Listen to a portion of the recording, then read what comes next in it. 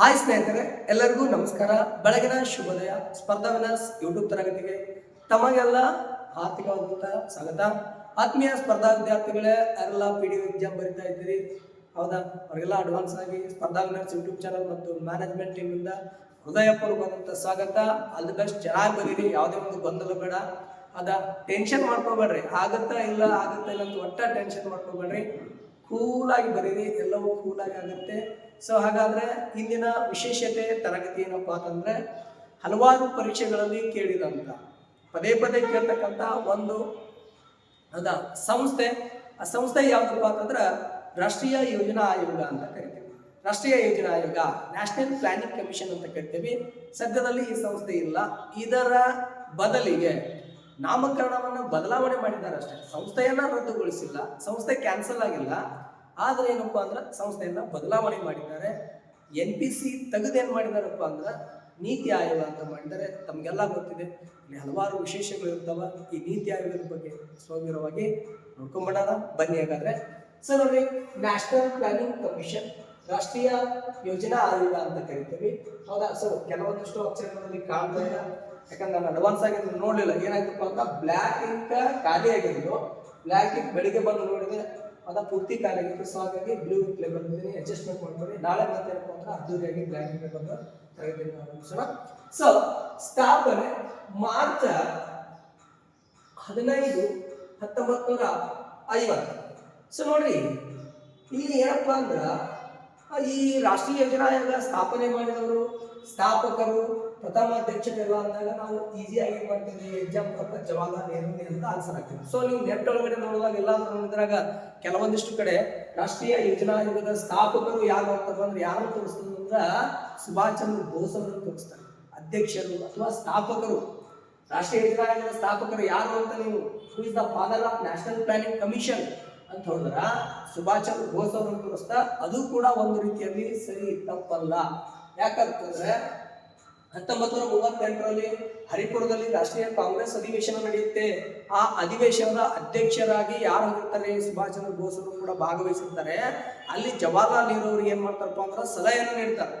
ಪಂಚವಾರ್ಷಿಕ ಯೋಜನೆಗಳನ್ನ ಜಾರಿಗೆ ತರಲು ನ್ಯಾಷನಲ್ ಪ್ಲಾನಿಂಗ್ ಕಮಿಷನ್ ಅನ್ನ ಸ್ಥಾಪನೆ ಮಾಡಬೇಕು ನೀವು ಅಂತೇಳಿ ಸಲಹೆಯನ್ನ ನೀಡ್ತಾರೆ. ಸೊ ಹಾಗಾಗಿ ಕೆಲವೊಂದಿಷ್ಟು ನೀವು ನೆಟ್ ಬಂದಾಗ ಎಲ್ಲೋ ಒಂದ್ ಕಡೆ ಏನಪ್ಪಾ ಅಂದ್ರೆ father of national planning commission Subhash Chandra Bose ಅವರ ಹೆಸರನ್ನು ತೋರಿಸುತ್ತಾ, ಅದು ಕೂಡ ತಪ್ಪಲ್ಲ. ಸೊ ಎಕ್ಸಾಮ್ ಪರ್ಪಸ್ ಅಲ್ಲಿ ಈ NPC ಯ ಸ್ಥಾಪಕರು ಮತ್ತು ಪ್ರಥಮ ಅಧ್ಯಕ್ಷರು ಯಾರು ಅಂತ ಕೇಳಿದಾಗ ನಾವು ಜವಾಹರ್ಲಾಲ್ ನೆಹರು ಆನ್ಸರ್ ಕೊಡ್ತಾ ಬಂದಿದ್ದೀವಿ.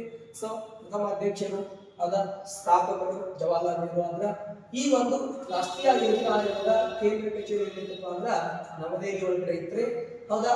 ಇದರ ಹೆಸರನ್ನ ಬದಲಾವಣೆಯನ್ನ ಮಾಡ್ತಾರೆ, ರದ್ದು ಮಾಡೋದಿಲ್ಲ. ಬದಲಾವಣೆ ಆದಂತ ವರ್ಷ ಯಾವಾಗಪ್ಪ ಅಂತಂದ್ರ ಆಗಸ್ಟ್ 17, 2014 ಕೇಂದ್ರದಲ್ಲಿ ಹೊಸದಾಗಿ 10 ವರ್ಷಗಳ ನಂತರ ಬಿಜೆಪಿ ಸರ್ಕಾರ ಬಂದ ನಂತರ ನರೇಂದ್ರ ಮೋದಿ ಅವರು 2014 ಇಂಡಿಪೆಂಡೆನ್ಸ್ ಡೇ ದಿನ ಇಂಟಿಮೇಷನ್ ಕೊಡ್ತಾರೆ. ಏನಪ್ಪಾ ಅಂದ್ರೆ ನಾವು ರಾಷ್ಟ್ರೀಯ ಯೋಜನಾ ಆಯೋಗದ ಹೆಸರನ್ನ ಬದಲಾವಣೆ ಮಾಡ್ತೀವಿ, ನೀತಿ ಆಯೋಗ ಅಂತ ಹೇಳ್ತಾರ. ಸೊ ಪ್ರಸ್ತುತ ಹೆಸರು ಏನಪ್ಪಾ ಅಂದ್ರೆ ಇದನ್ನ ನೀತಿ ಆಯೋಗ ಅಂತ ಕರಿತೀವಿ. ಹಾಗಾದ್ರೆ NPC ಯ ಮೊದಲ ಉಪಾಧ್ಯಕ್ಷರು ಯಾರಪ್ಪ ಅಂದ್ರೆ ಗುಲ್ಜರ್ಲಾಲ್ ನಂದಾ ಅವರು, ಹೌದಾ. ಇವರು NPC ಮೊದಲ ಉಪಾಧ್ಯಕ್ಷರಾಗಿ ಕಾರ್ಯವನ್ನು ನಿರ್ವಹಿಸ್ತಾರೆ.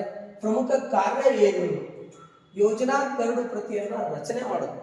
ಏನು ಯೋಜನೆಗಳ ಹತ್ತಿಗೆ ಇರ್ತದಲ್ರಿ, ಯಾವ್ಯಾವ ಯೋಜನೆಗಳನ್ನ ಯಾವಾಗ ಜಾರಿಗೆ ತರಬೇಕು, ಯಾವಕ್ಕೆ ಎಷ್ಟು ದುಡ್ಡು ಇಡಬೇಕು, ಏನು ಪ್ಲಾನ್ ಇದೆ, ಅದನ್ನೆಲ್ಲ ಕಂಪ್ಲೀಟ್ ಆಗಿ ರಚನೆ ಮಾಡ್ತಕ್ಕಂಥ ಒಂದು ಕರಡು ಪ್ರತಿ ಅಂತ ಕರಿತೀವಿ. ಕರಡು ಪ್ರತಿ ಅಂದ್ರೆ ಏನು, ಒಂದು ಬುಕ್ಲೆಟ್ ತರ ಇರುತ್ತೆ, ಎಲ್ಲ ಟೈಪ್ ಮಾಡಿಟ್ಟಿರ್ತಾರೆ, ಅದನ್ನ ಕರಡು ಪ್ರತಿ ಅಂತ ಕರಿತೀವಿ. ಅದನ್ನ ಸಿದ್ಧತೆ ಮಾಡ್ತಕ್ಕಂಥ ಕೆಲಸ ಭಾರತದಲ್ಲಿ ಯಾವ್ದು ಮಾಡ್ತಕ್ಕಪ್ಪ ಅಂದ್ರೆ ಈ ಒಂದು ಯೋಜನಾ ಆಯೋಗ ಮಾಡ್ತಿತ್ತು. ಸಿದ್ಧತೆ ಮಾಡುವುದು ಮಾತ್ರ ಇದರ ಕೆಲಸ. ಹಲವಾರು ಬಾರಿ ಎಕ್ಸಾಮ್ಗಳಲ್ಲಿ ಕೇಳಿದ್ದಾರೆ, ಹೌದಾ. ಯೋಜನಾ ಆಯೋಗ ಪ್ರಮುಖ ಕಾರ್ಯವೇನು? ಈ ಕೆಳಗಿನ ಯಾವ ಸಂಸ್ಥೆಯು ಯೋಜನಾ ಕರಡು ಪ್ರತಿಯನ್ನ ಅಥವಾ ಬಜೆಟ್ ಪ್ರತಿಯನ್ನ ಸಿದ್ಧಪಡಿಸುತ್ತಿತ್ತು ಅಂತ ಕೇಳಿದ್ರೆ ಯಾವ್ದಪ್ಪ ಅಂದ್ರೆ ರಾಷ್ಟ್ರೀಯ ಯೋಜನಾ ಆಯೋಗ. ಸೊ ಪದನಿಮಿತ್ಯ ಅಧ್ಯಕ್ಷತೆಯನ್ನ ಅಂದ್ರೆ ಪದನಿಮಿತ್ಯ ಅಂದ್ರೆ ಏನ್ರಿ, ಯಾವಾಗಲೂ ಅಧ್ಯಕ್ಷರು ಯಾರಾಗಿರ್ತಾರಪ್ಪ ಅಂದ್ರೆ ಇದಕ್ಕೆ ಭಾರತದ ಪ್ರಧಾನಮಂತ್ರಿಗಳಾಗಿರ್ತಾರೆ. ಯಾಕಪ್ಪ ಅಂದ್ರೆ ಇದು ಸಂವಿಧಾನೇತರ ಸಂಸ್ಥೆ, ನಾನ್ ಕಾನ್ಸ್ಟಿಟ್ಯೂಷನಲ್ ಬಾಡೀಸ್ ಅಂತ ಕರಿತೀವಿ. ಸೊ NPC ಒಂದು ಡ್ಯಾಶ್ ಅಂತ ಎಷ್ಟೋ ಸರಿ ಕ್ವೆಶ್ಚನ್ಸ್ ಆಗಿದೆ. NPC ಡ್ಯಾಶ್ ಅಂದ್ರೆ ಯಾವ ತರದ ಸಂಸ್ಥೆ ಅಂತ ಕೇಳಿದ್ರೆ 3 ಇರ್ತಾವ್ರಿ: ಸಲಹಾ ಸಂಸ್ಥೆ, ಶಾಸನ ಬದ್ಧವಲ್ಲದ ಸಂಸ್ಥೆ, ಆಮೇಲೆ ಸಂವಿಧಾನೇತರ ಸಂಸ್ಥೆ. ಬಹಳ ಸರಿ ಎಕ್ಸಾಮ್ಗಳಲ್ಲಿ ಯಾವ್ದು ಅಂದ್ರೆ ಸಂವಿಧಾನೇತರ ಸಂಸ್ಥೆ ಅಂತ ಕೊಟ್ಟಿರ್ತಾರೆ. ಸಂವಿಧಾನೇತರ ಸಂಸ್ಥೆ ಅಂತೇಳಿ ಸಂವಿಧಾನದಲ್ಲಿ ಇವುಗಳಿಗೆ ಮಾನ್ಯತೆ ಇಲ್ಲ. ಅದಕ್ಕೆ ಏನಪ್ಪಾ ಅಂದ್ರೆ ಮನಸ್ಸಿಗೆ ಬಂದಾಗ ಹೊಸದಾಗಿ ಯಾವ ಸರ್ಕಾರ ರಚನೆ ಆಗ್ತದ ಹೆಸರುಗಳನ್ನ ಬದಲಾವಣೆ ಮಾಡ್ತಾ ಬರ್ತಾರೆ. ಹೌದಾ, ಸಂವಿಧಾನದಲ್ಲಿ ವಿಧಿಗಳಿಲ್ಲ ಯಾವುದೇ. ಸೊ ಅದಕ್ಕಾಗಿ ಏನಪ್ಪ ಅಂದ್ರೆ ಇವುಗಳನ್ನ ಸಲಹಾ ಸಮಿತಿ ಅಂತ ಕರಿತೀವಿ. ಕಂಪ್ಲೀಟ್ ಆಗಿ ಕೇಂದ್ರ ಸರ್ಕಾರದ ಹಿಡಿತದಲ್ಲಿ ಕೆಲಸವನ್ನ ಮಾಡ್ತಾರೆ. ಸೊ NPCಯ ಕೊನೆಯ ಅಧ್ಯಕ್ಷರು ಯಾರು ಅಂತ ಕೇಳಿದ್ರೆ ಮನಮೋಹನ್ ಸಿಂಗ್. NPCಯ ಕೊನೆಯ ಅಧ್ಯಕ್ಷರು ಮನಮೋಹನ್ ಸಿಂಗ್. ಪಂಚವಾರ್ಷಿಕ ಯೋಜನೆಯ ಕೊನೆಯ ಅಧ್ಯಕ್ಷರು ನರೇಂದ್ರ ಮೋದಿ. ಕಂಪ್ಲೀಟ್ ಆಗಿ ಕ್ಲಿಯರ್ ಇರಬೇಕು, ಡೌಟ್ ಇರಬಾರ್ದು.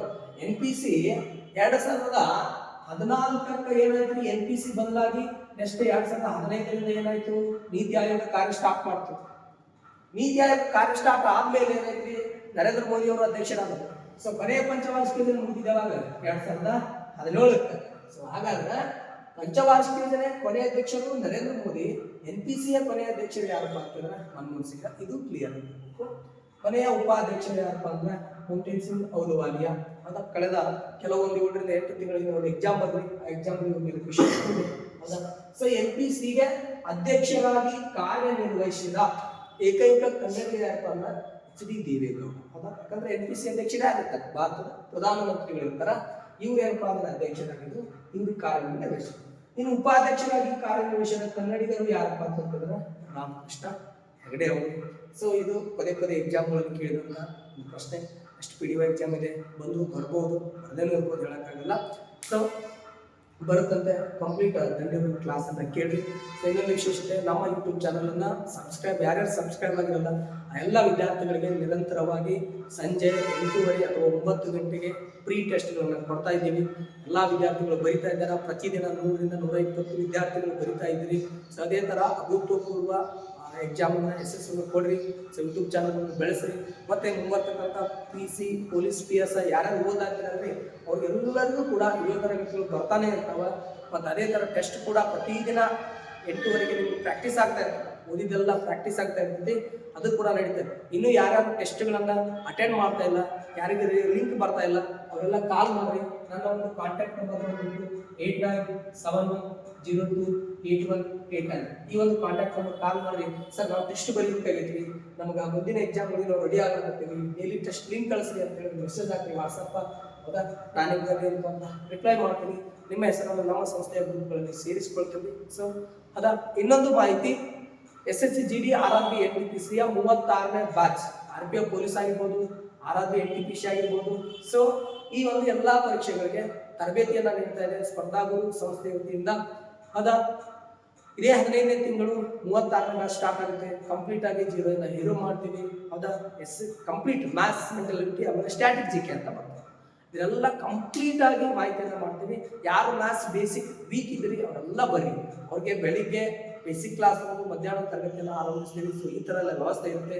ಯಾವುದೇ ಭಯ ಬೇಡ, ಮ್ಯಾಥ್ಸ್ ಟಫ್ ಐತೆ ಅಂತೇಳಿ ಕಂಪ್ಲೀಟ್ ಆಗಿ ಮುಗಿಸ್ಕೊಡ್ತೀವಿ ಅಂತ ಹೇಳ್ತಾ ಇಂದಿನ ಒಂದು ತರಗತಿಯನ್ನು ಮುಗಿಸೋಣ. ಎಲ್ಲರಿಗೂ ಒಳ್ಳೆಯದಾಗಲಿ. ಜೈ ಹಿಂದ್, ಜೈ ಕರ್ನಾಟಕ.